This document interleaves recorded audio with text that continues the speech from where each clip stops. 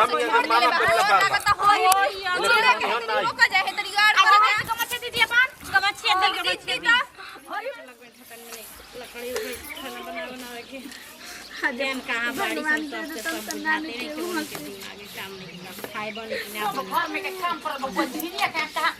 अरे बाप रे बाप ले ले बड़ी एगो अच्छा लेके भर घर घरे मेहनत कर कौन काम है ये सब ना काम बा छोट के मारा तो ओ जिगा कोई पे कपड़ा वही तेरे परल बे धोए के वही तेरे परल बे के धोई रे त माई धोई अरे सब कर देता बुढ़ा बुढ़ा मार दे धोई जब कि 15 साल हो गया पहले तक बच्चा ना होइला कोनो काम धंधा नहीं अरे पांच पहिला कहीं की सब कुछ कर देना तो बोला कहिया करबू महारानी कहिया पंडित जी से साइड दिखवाला काम ख के तब कनी आगन में बहा दी बबुए सब खा के गाना कब से 12 घंटा लागला बाहर में कब के रे सवतिया अरे माई हमार कब के त बाहर ताड़ी हम छोट हो के हमर दूध को लइका हो गइला सर आज तक तोर जे छुछु न ना भइला सर चल अभी उठ चल कपड़ा खींचना तो धक तार मांगे उचार दे राणो कहीं चल निकल जिले तू लीरी आदमी नहीं बोझ के खाली मोटा कर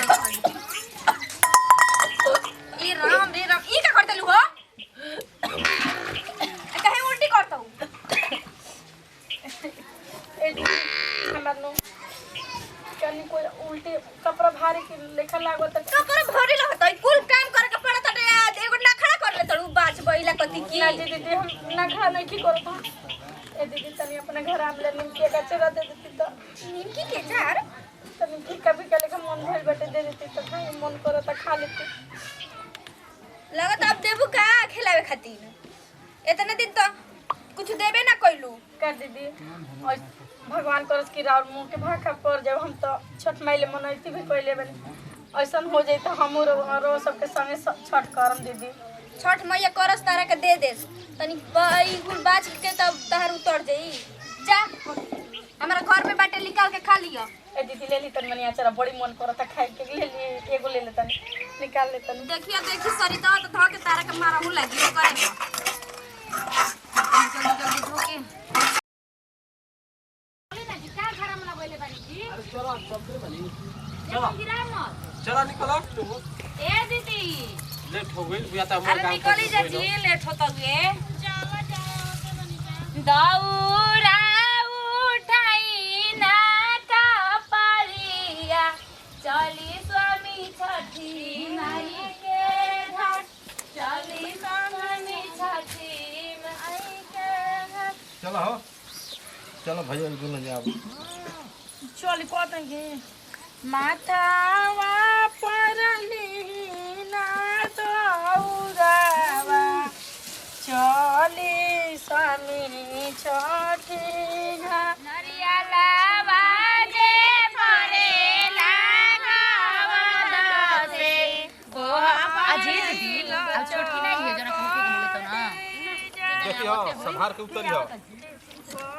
अरे आ गुजिना मार क्या करबो तारो से बढ़िया तन कि असोजन भूखा हो तारा ऐसन शरीर बात तू भूखला संबंध होइए ना का करम जी 12 साल के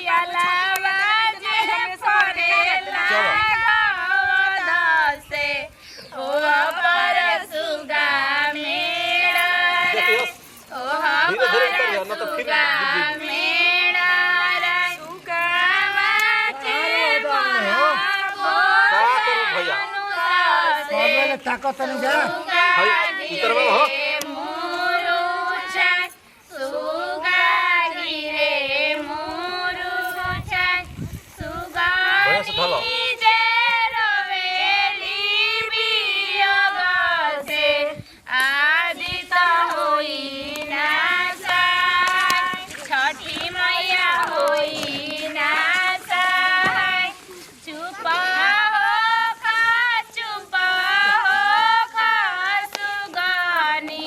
छठी मैया होई है सहाय आदित्य माला होई है सहाय सूरज देवा होई है सहाय सारी कहनी यो तो ऐसा शरीर बा मांग 4 साल भूखे निकले के देह छूट जइतो। अरे हम छठ माइले मनौती कोइले मैंने बताई 12 बरस के बाद मेरे के छठ माइल बोझले बाड़ी जैसे बोझले बाड़ी वैसे निके निके दे हमार छूट जाओ इतना तू करी हम कल में हमरा कुछ नहीं के बोल जन्नी हमरा भूख प्यास नहीं के लागल जान जाई और तो बढ़िया बाटे अब का चाहिए हां रोवा हमनी के बड़ी सतानी जा दीदी हमके माफ कर दे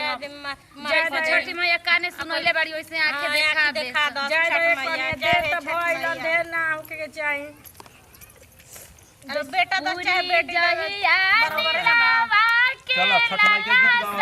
गाओ चल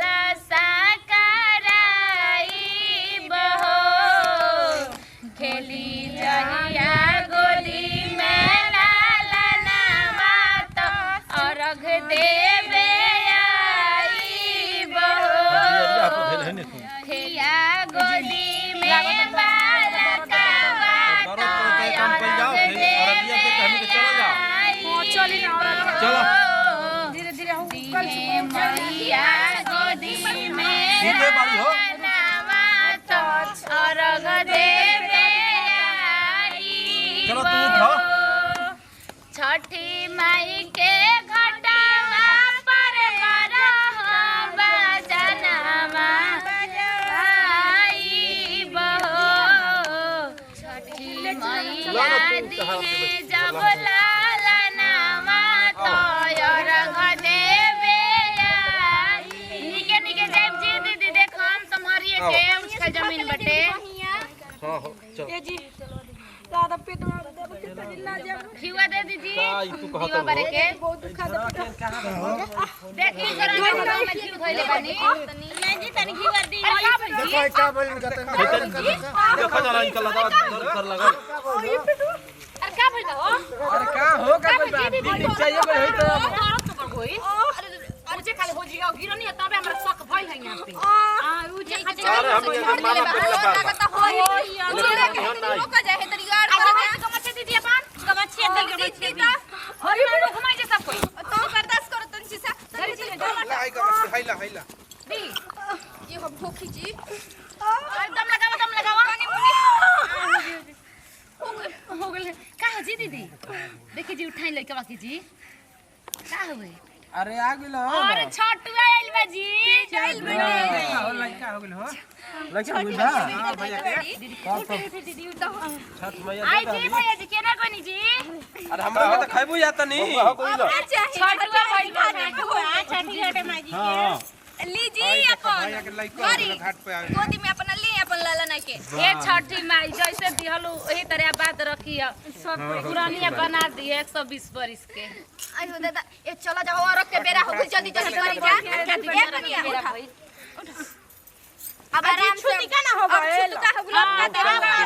अब अगला साल से दिया बाबू जब धूमधाम से करम हां निकली जुग जुग जिया सुलाला नवा नवा नवा के भाग जागल हो ललना लाल होए कुलवा के दीपक मनवा में आस लागल हो ललना लाल होए कुलवा के दीपक मनवा में आस लागल हो मुहवा तो लागे जैसे बाबू के नकिया हमाई के हो ललना दुखिया गिर गली अजी कैसे कर रही जी अच्छा जा फिर आजा ही के बोले ललना लीला रहा चनवा के रुजावा तो नयन भावेला हो ललना लीला रहा चनवा सुरुजावा देख चले के जी आ देखो बबुआ के हां द अजी भैया जी बबुआ के रवा ले ली त लहो दीदी गिर जेबे ने ओने एकरो में सरिया लगा अपन चलो उठाओ चले के ना ए दीदी हां चली जा दीदी रवा कमजोर शरीर भइल हो दी बबुआ ले ले चली घर हार्दिक कस के दे ए दीदी सुनत जी हम लेके चल चलत दीदी के ठीक बा हां तो लेके चला आगवा चला जा